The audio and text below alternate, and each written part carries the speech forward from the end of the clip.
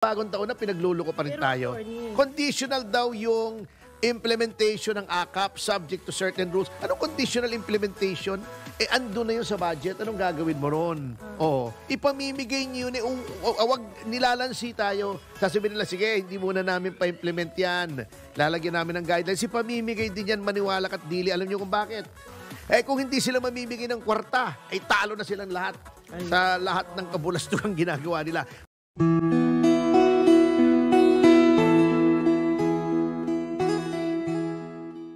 Jay, kinakanta mo ba yan nung bata ka? Yung kamote song?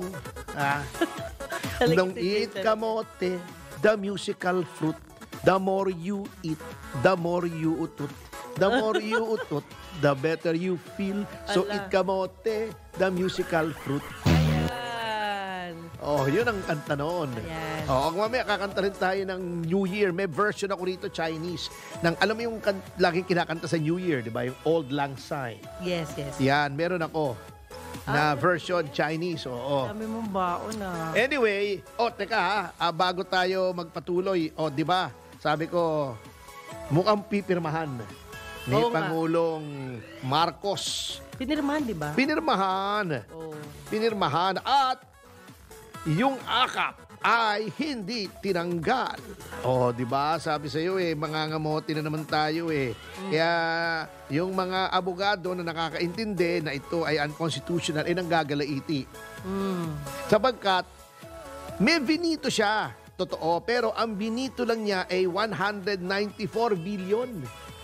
Di ba dinidiscuss natin yung AKAP 350 around figure ko na hindi ko na eksaktuhin. May mga 230 billion for flood control. Kaya nga naging pinakamalaking budget ang DPWH when it was supposed to be education under Article 14, Section 5 ng ating konstitusyon. Yun na lang mali na. Akala ko yun ang ibivito niya. Then, yung unprogrammed, binito niya, konti rin lang. Yung AKAP, andun pa rin. Bago sasabihin niya, conditional daw at tayo pinagluloko talaga Magbabagong taon na pinagluloko pa rin tayo. Conditional daw yung implementation ng AKAP subject to certain rules. Anong conditional implementation? Ando na yun sa budget. Anong gagawin mo ron? Ipamimigay niyo yun. Wag nilalansi tayo. Sasabihin nila, sige, hindi muna namin pa-implement yan. Lalagyan namin ng guidelines. Ipamimigay din yan, maniwala at dili. Alam niyo kung bakit? Kung hindi sila mamimigay ng kwarta, ay talo na silang lahat. Sa lahat ng kabulastugang ginagawa nila. Dadaanin lang nila sa pera. Katulad ng ginawa nung pamahalaang Aquino doon sa Dingvaxia. Kung alam nilang hindi sila popular, matatalo si Marrojas. December 30 rin yun, alam ko, 29. Basta yung last working day ng taon, 2015, doon nila pinirmahan yung Dingvaxia para maipamahagi nila noong 2016 election year. At ito proven ito. May testimonya nito sa Senado. Tuwing may iniiniksyonan ng Dingvaxia, pinapasabi nila nun sa mga health workers, kung pumunta kayo sa private doctor, 11,000 yan, 10,000 yan, 15,000 yan. Pero dito sa pamahalaang Aquino ay libre. Anong nangyari? Alam nyo, very simple lang kung anong nangyari dun sa Dingvaxia. Ganito po yan. Yung Dingvaxia kasi, kung nagkaroon ka na ng dengue, okay Hindi ka, okay. Pero kung hindi ka pa nagkakaroon, madadamage. Dapat, ito ay sa doktor. Kaya yung sinasabi nila, may justification sila dyan, sabi nila, sa Singapore nga, binigay yung Dingvaxia bago sasabihin yung masama yung Dingvaxia. Hindi po namin sinasabing masama yung mismong Dingvaxia. Ngunit, sa lahat sa indiscriminate, lahat tinurukan ng Dingvaxia. Pero mo summer break na, summer vacation na, pinapunta pa yung mga estudyante, pinabalik sa kanilang mga eskwelahan para turukan. At sa dami ng Dingvaxia, milyong-milyong doses ng Dingvaxia ang kinuha, ang in-order. Bilyong-bilyong piso.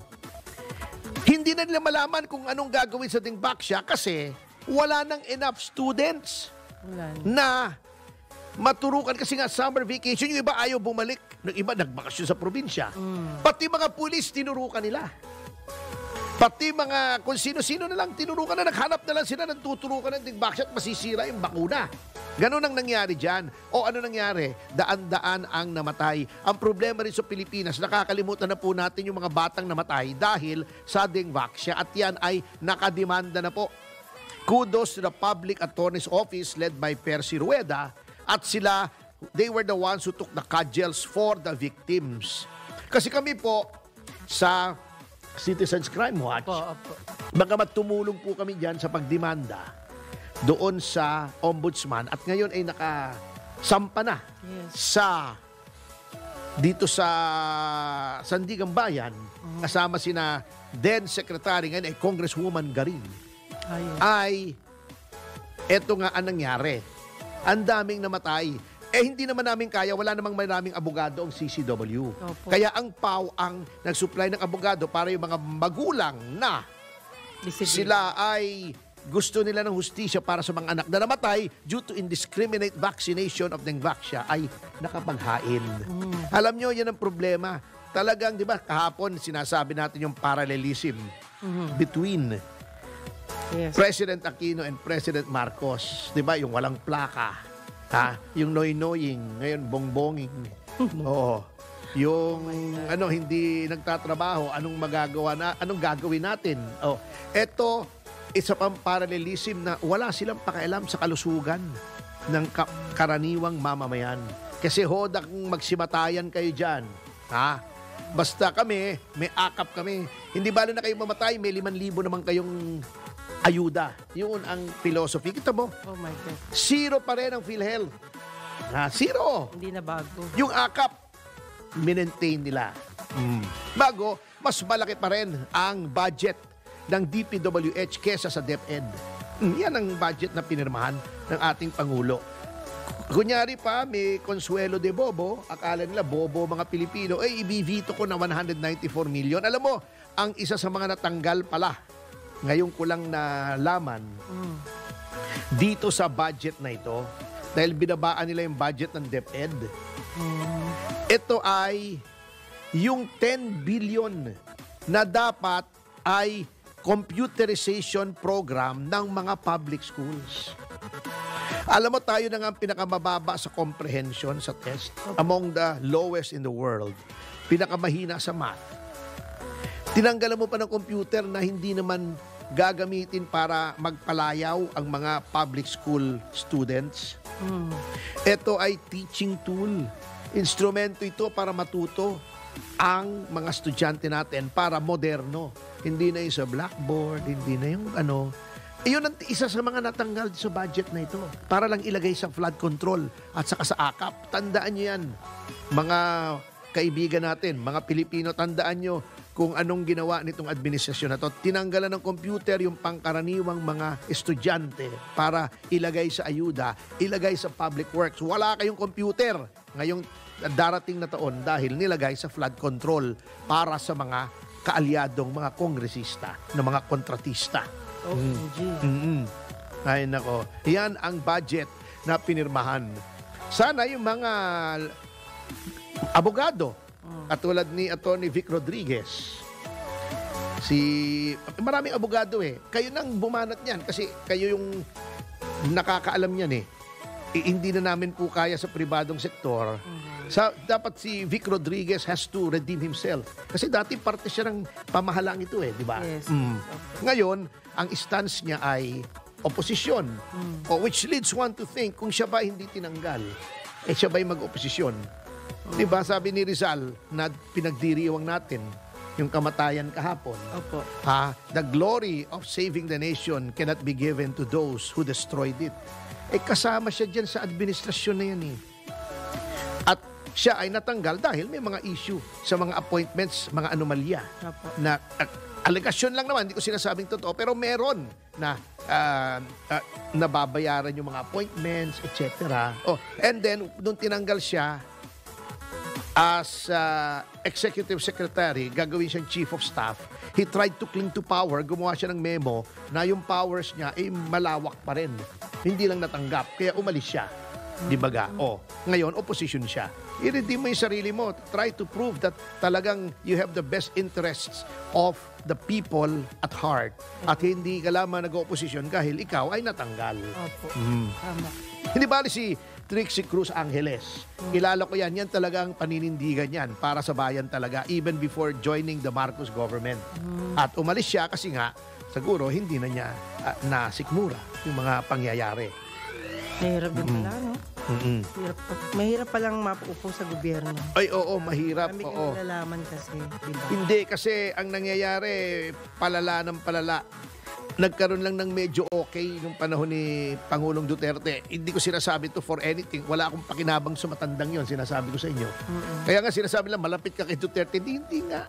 Hindi na nga ako napa-appoint doon eh. Hindi naman ako I did not seek any appointments ha. So wala akong pakialam. Sinasabi nila hindi ka naman na-appoint eh. Kaya ikaw ay galit nung noong hindi ka ma-appoint. Hindi naman po tayo humingi. Masaya na tayo sa private sector. Correct. But here talagang this administration is a kakistocracy. It is a government of the worst men.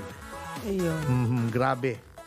Kung sinong kalaban ng gobyerno for 50 years, yung mga organisasyon na ang gusto ay itumba ang gobyerno para palitan ng communist communist government, yun ang kinakampian. Di ba? Si Paduano, hindi naman na maipagkakailang member ng Alex Bongcayao Brigade. Talaga? Sina Raul Manuel, sina Franz Castro, ayaw ikondena ang NPA. Although tinatanggi nilang sila ay mga communist, ayaw nilang tinatawag sila mga communist, yet they are enabling this sort of things na nagre-recruit ng mga kabataan at namamatay sa mga engkwentro sa gobyerno. This is that kind of government para lang meron silang tirador para sa mga political opponents sila na mga centrists, yung mga nasa gitna, ay nakipag-alyado. They made a pact with the devil, so to speak. At kinuha nilang mga kaalyado, ito mga leftist groups. Pati si Laila de Lima na discredited. Kino mo, incumbent, tumakbong muli. Kamote. Hindi yung kamote ni Robert Yang, magandang kamote yun eh. Ang napakababa sa ranking. Ano yun? Diba?